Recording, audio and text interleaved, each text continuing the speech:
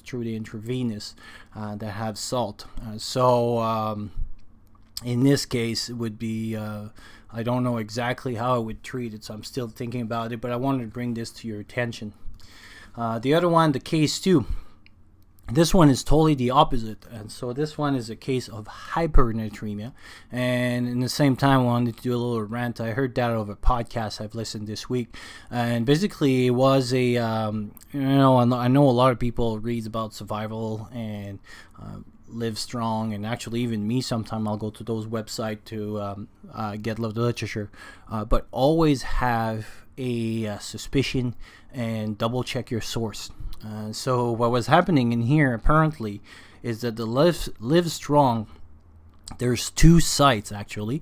Anyway, that's what we're saying in the podcast. I don't want to get too much into it, but basically there's the livestrong.com, and apparently there's livestrong.org, and the org is more the one that has all the stuff, but the livestrong.com is a little bit less. They not double check their fact as much. And so what was happening in this situation is that a woman gave sea salt, so seawater, to a baby, saying that it would help his stomach and stuff. And so basically what happened is the sugar, his salt was too high here, and basically it died from salt poisoning. So in this case, that's also what could happen. In dehydration or in place that we would be near the sea salt, and this is where we cannot take salt water.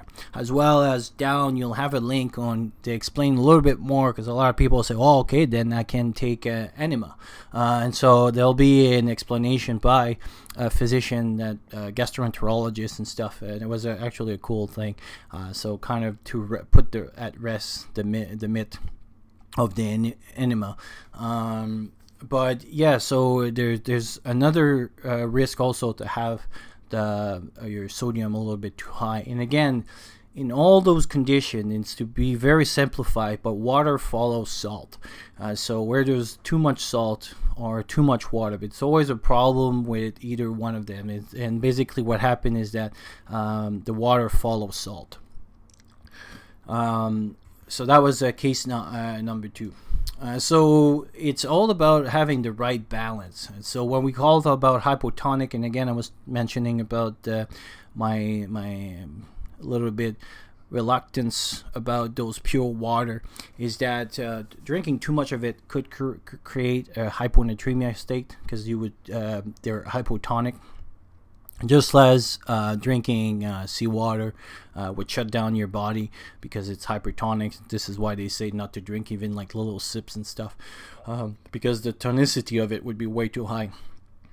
But on the other hand too, if you're let's say you have the sea water and basically you distill your water and you're like, oh, okay, now I can drink this, that becomes hypotonics water, because you took off everything else, and this is why you're able to drink it, is because now it's hypotonic water. So the right balance is talking this, and that's how I'll finish. When you have somebody that is dehydrated, vomiting and stuff, and I'll talk a little bit more probably when I talk about modes of rehydration or things like that, is that you have to have a little bit of electrolytes, but not too much.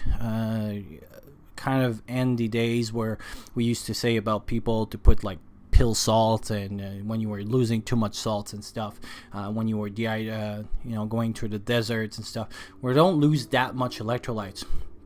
And there's a danger in both sides, to either drink too much or to drink or to eat too much salt.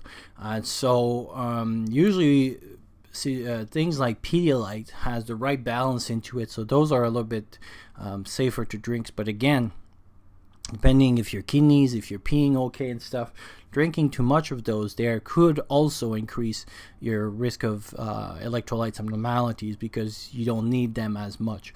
So for example, when I go on a hike, in my 3 liter water bladder, I'll put 1 pills of those electrolytes that you found in sport place, but it's made for 1 liter. So my thing is very diluted. So I still have a little bit of electrolytes, but because I'm not doing like high sports and things like that, I still get a little bit of the electrolytes.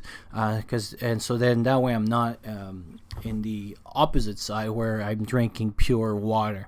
So I still have a little bit of electrolytes, but not too much. And so it's a question of balance. And the reason here that I'm talking about Gatorade versus Pedialyte is that Gatorade actually has a very high sugar content, and this is another one that pulls water. So there's 2 things in our body that kind of pulls the water. We were talking, 3 things. We were talking about albumin in a past video. There's sodium and sugar, and if you rehydrate people with, so let's say you have a bad diarrhea or vomiting or something, a lot of people are like, I'll take Gatorade. The problem with Gatorade is it has a high sugar, which means have a high osmolarity, and by now you should understand that what it means that it pulls the water out of your cells.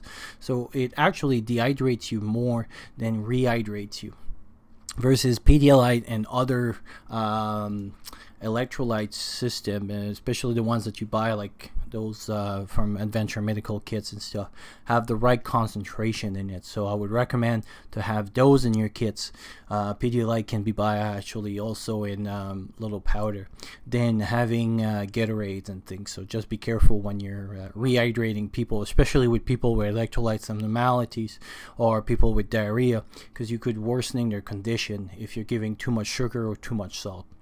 So anyway, that was a very brief introduction. Again, I could do a long video about it, but I put a few videos for your information down, and I encourage you to read more about this. And again, if you have any questions or anything, just post them down and I'll try to answer the best I can, and I'll talk to you soon.